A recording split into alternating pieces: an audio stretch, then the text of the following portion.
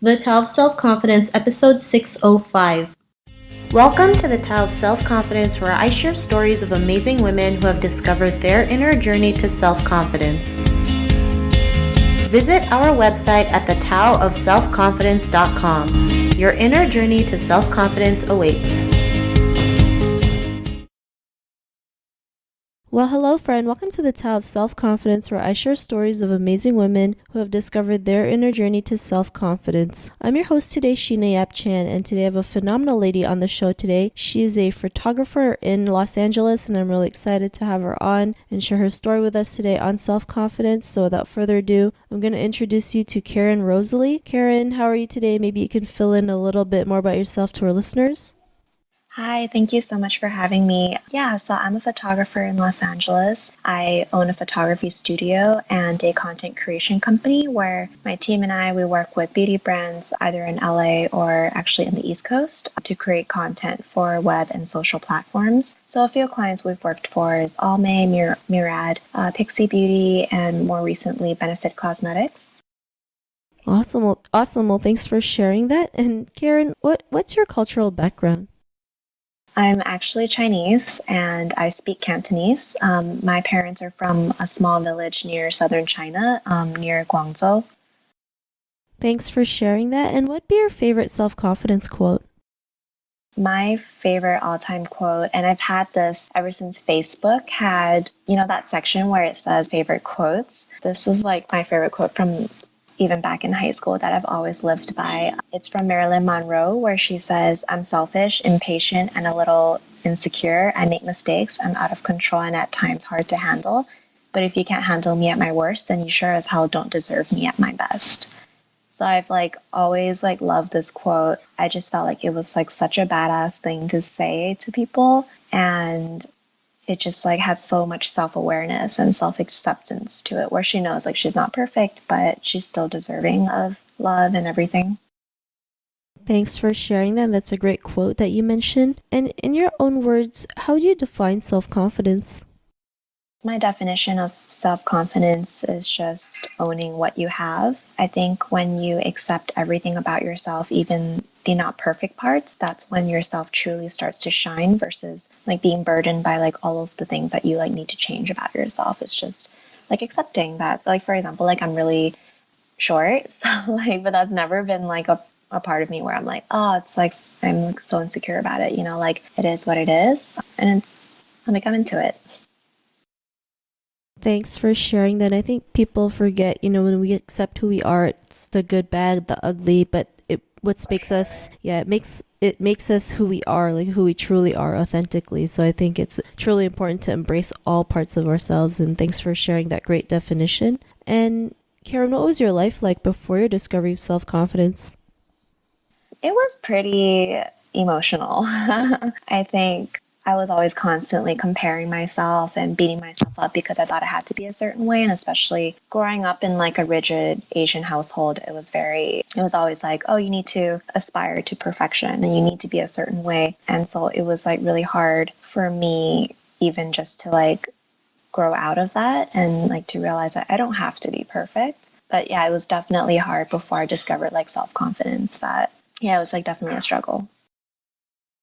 Thanks for sharing that. I think, growing up growing up in an Asian household, I think that's something we can relate to, right? Especially living that rigid path. It's we've been taught to live the same way, passed on from generation to generation, not realizing times has changed and, that one way may not work as well as it did maybe 50, 100 years ago, right? Or maybe it never worked well to begin with, but we all thought. Right. And it's also not attainable, really. I think my parents also held me to a standard that was I was just really terrible at math, for example.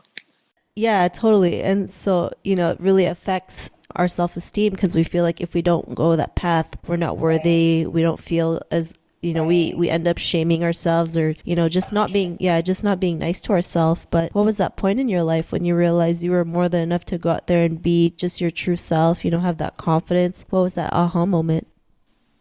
I didn't really have an aha moment. I think it was a gradual transition. So I'm 28 right now, and I think my early 20s was just about discovering who I was and finding myself in my career.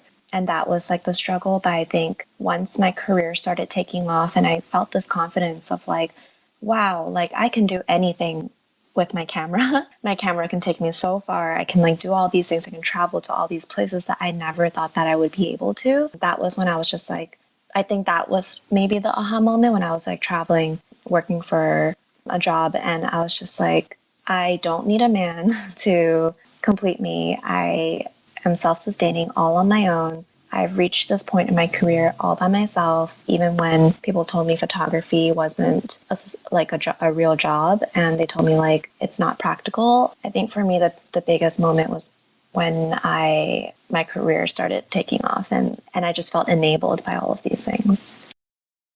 Thanks for sharing that. And it's great when you can do something that you love, right? And yeah, of course, when you do something that's not the typical career that most Asian parents would love us to do, like be a doctor or accountant or a lawyer, it's like anything outside of that sounds ridiculous, right? But it's okay. Just because it sounds ridiculous to them doesn't mean it sounds ridiculous to you. And like you did, you just went for it regardless of what people said, even though it's not always the easiest when, you're doing something out of the ordinary, but it's worth it in the end. Because of that realization, what's your life been like now? Honestly, it's been pretty great. I think when you're in tune with yourself and knowing who you are and what you're able to do is just so liberating. Like I feel really liberated from the past me that I thought I needed this and that to complete me, or liberated from my insecurities that told me I wasn't good enough. It's like honestly the best feeling. Now I'm just like totally in sync with who I am and what I can do. Thanks for sharing that. And Karen, to the woman who's listening to your episode, she may be in her own journey to self-confidence. What would be that one tip you would give to her? I would say just be patient. I was so in a rush to become someone different. It just takes time. It took time for me to get to where I am. It took time for my career to blossom. So I think the key is just to be patient because, I think great things are worth the wait. Thanks for sharing that great tip. And, I totally believe that, I think we live in a world where we feel like we need to have that instant gratification, not realizing like the long term actually benefits us more. And if we just keep going at it, right? Especially if it's something that we love, even if it takes 5-10 years, at least we know where we're going, right? There's so many successful people who are at their careers for like 10, 20, 30 years before it even boomed, right? And it's just sticking to it, knowing that, it is something you believe in, it is something you love, and there's bad days, but it'll be all worth it in the end. So thanks for sharing that great tip. And if our listeners wanted to get to know a little bit more about you and what you do, or check out some of your work, is there any links or social media profiles we can connect with? Yeah, you can just find me on karen.rosalie at Instagram. I think that's the best way to just see what I'm up to day to day. Thanks for sharing that. And to our listeners, if you want to connect with Karen, you can also head on over to thechildselfconfidence.com and search for Karen's name. Her show notes will pop up along with everything else that we talked about. And I really just want to thank Karen today for taking the time to share her story and tips with us on self-confidence. So thank you so much today, Karen. Oh, thank you so much for having me. Not a problem. It was really great having you on the show. And to our listeners, be on the lookout for another new episode of another amazing woman's journey to self-confidence, and we'll talk to you soon. Bye for now. Thank you for tuning in to another amazing episode of The Tao of Self-Confidence. Want to learn how you can use podcasting to market your business? Download your free report by visiting our website at thetaoofselfconfidence.com. Your inner journey to self-confidence awaits.